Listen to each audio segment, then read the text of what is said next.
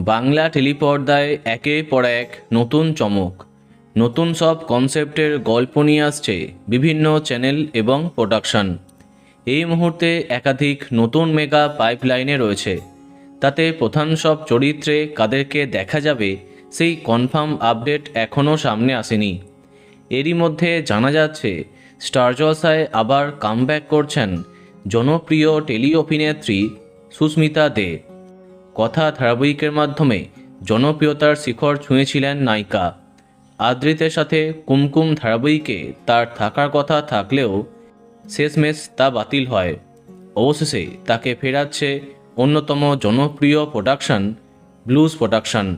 হ্যাঁ, টেলিপাড়াতে জানা যাচ্ছে স্নেহাশিস চক্রবর্তীর পরবর্তী মেগার জন্য তাকেই বেছে নেওয়া হয়েছে।